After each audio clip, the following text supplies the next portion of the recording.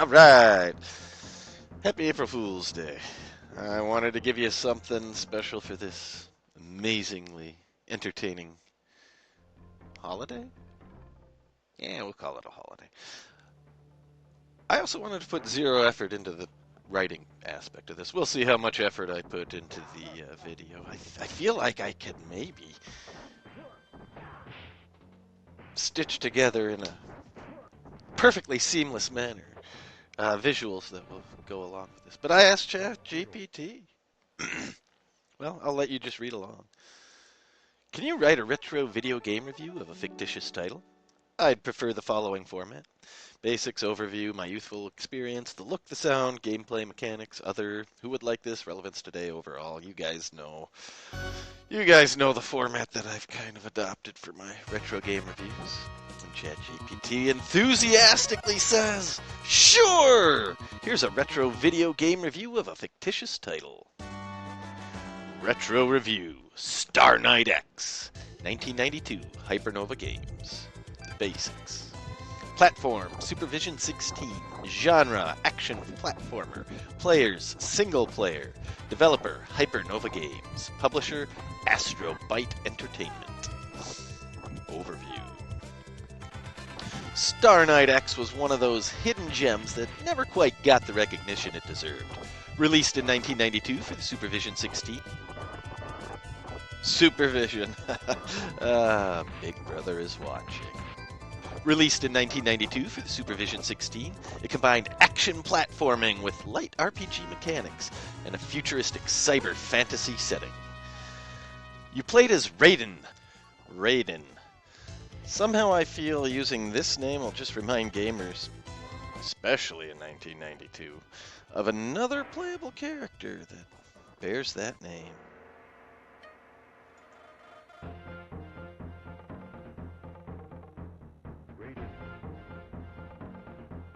A rogue knight wielding a photon sword on a mission to stop the galactic tyrant, Lord Valtheron.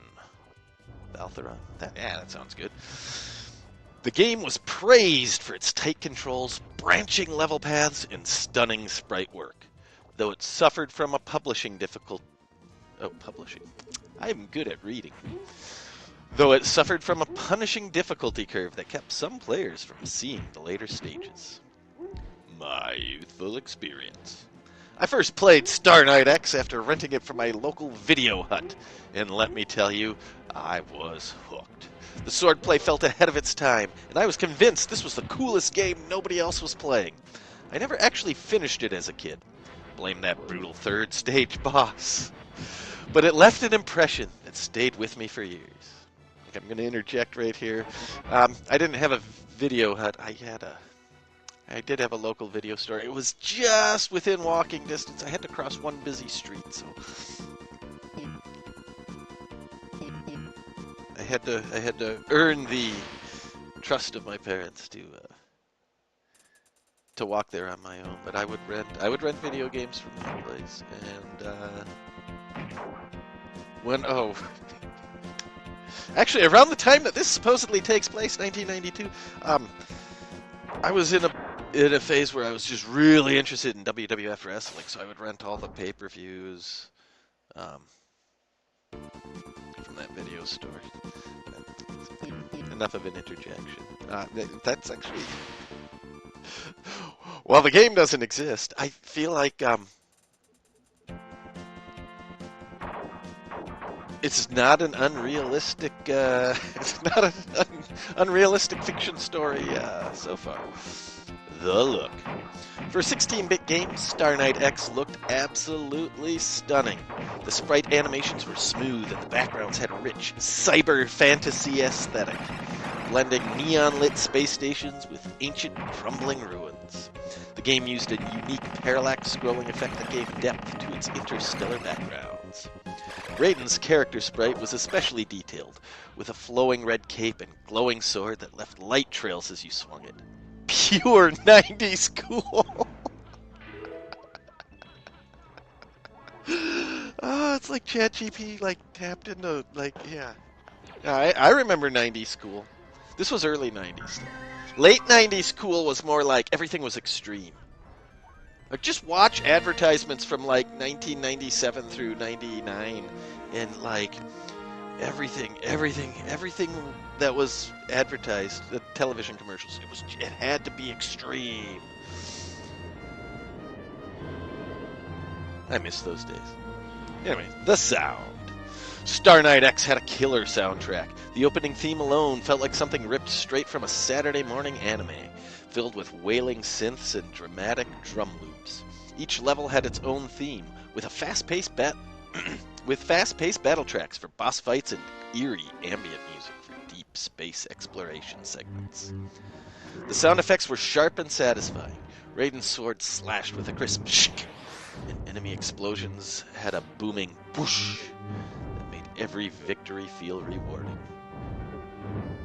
This is sounding like a game that would be really cool to play today. Somebody with developing skills, get on that. Gameplay, mechanics. At its core, Star Knight X was an action platformer with some light RPG mechanics. You could collect neon cores to upgrade Raiden's health, attack power, and special abilities. Sword combat. Unlike most platformers at the time, this wasn't just a press attack to swing deal. Raiden had a combo system, allowing for fast jabs, wide swings, and even aerial slashes. Dash mechanic. A precursor to what you'd see in later games, Raiden would dash mid-air, which was crucial for both combat and platforming. It's a bummer. You can't... retroactively innovating a mid-air dash mechanic is... you can't rewrite history when you do this. Like, whoever really came up with that first is... I'm still thinking this is a game. We need to make this game. Stage variety.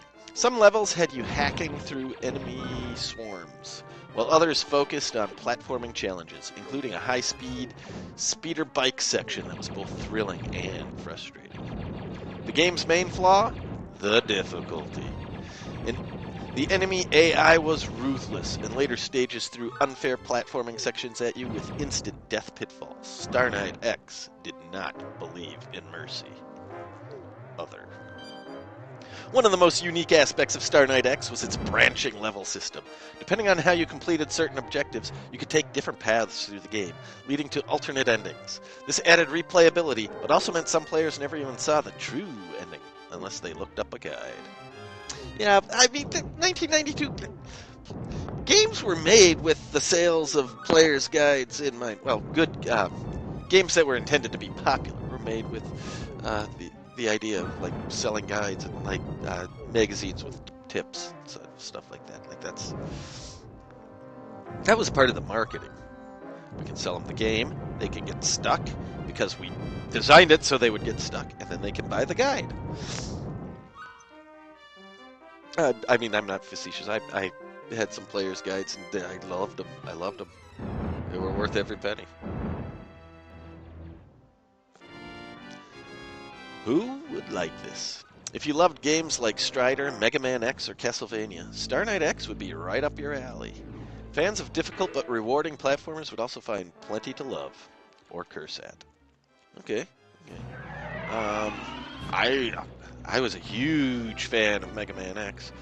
I never played Strider. In fact, I don't even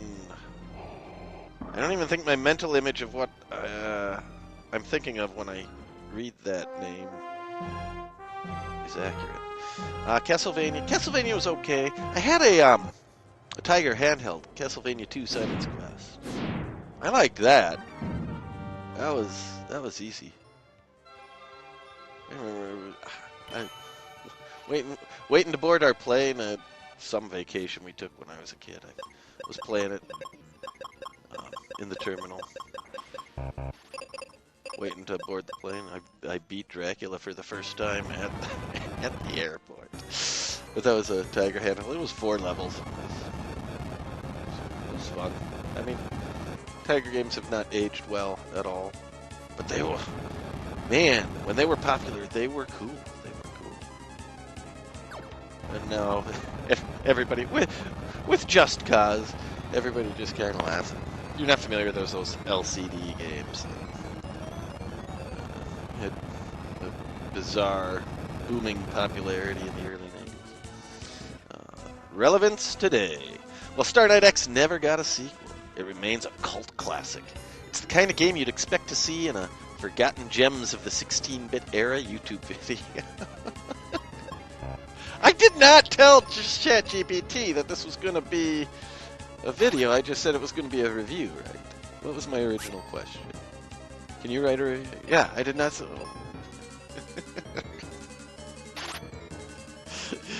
ChatGPT knows! It knows! There have been rumors of an indie studio working on a spiritual successor, and honestly, it deserves one. Overall, okay, I'm not going to give it a star rating. A forgotten masterpiece with tight mechanics, beautiful pixel art, and a brutal difficulty curve. Worth playing, if you have the patience. Would you play Star Knight X if it were real?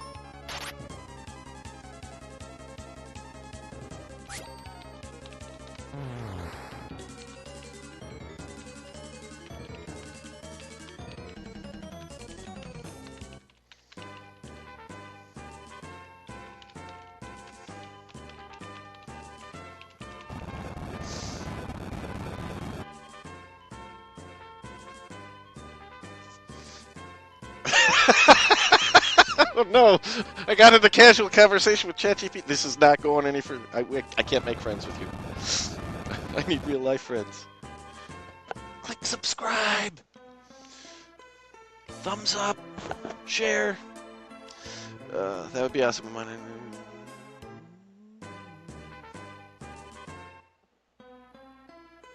Oh, uh-oh. All my programming friends. ChatGPT wants to collab with you. I'd love to praise. Oh, too much fun. Alright, I gotta get out of here before this rabbit hole gets too bad. Gets too deep.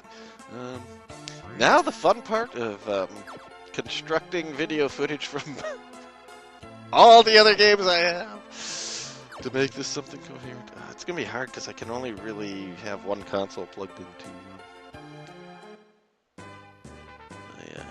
game capture at a time. So, but I got some ideas to make this work. Of course, if you're watching this, you're already seeing the final product. It's not as good as I envisioned it, is it? Alright. Anyways, I'll get a real review coming soon. Thanks for watching, and as always, we'll see you next mission.